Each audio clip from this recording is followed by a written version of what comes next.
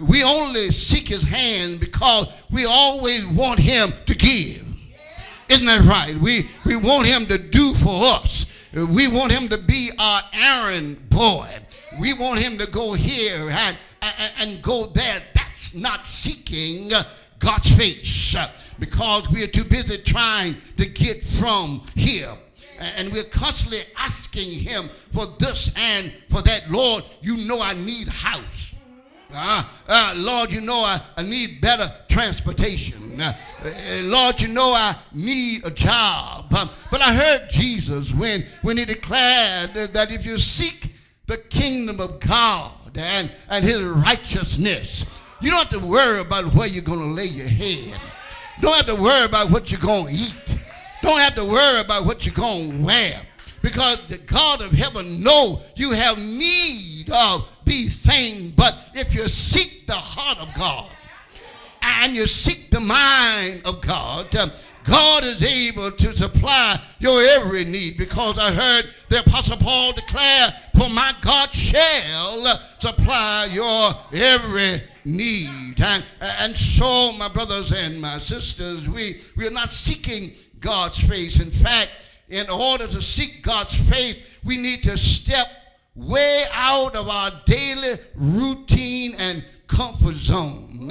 We have to be ready to set aside any ideas and thoughts we already have about God.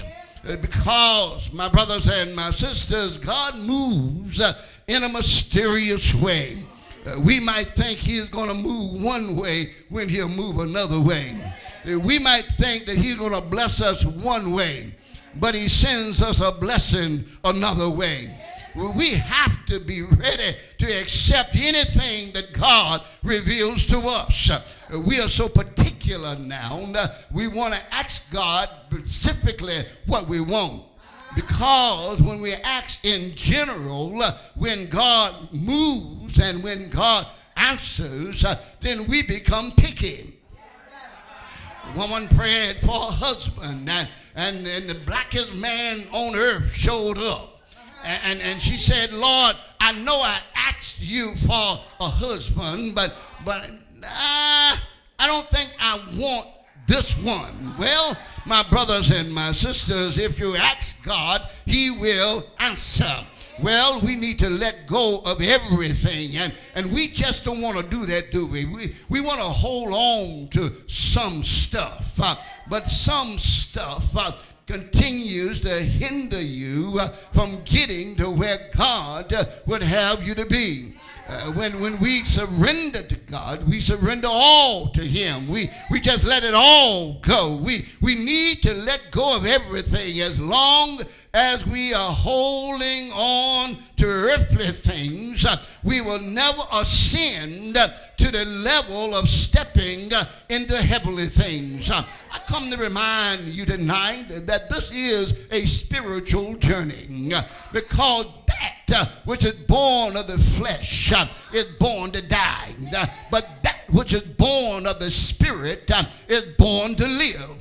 Well, in case you don't know, God is a spirit, and they that worship him must worship him in spirit and in truth.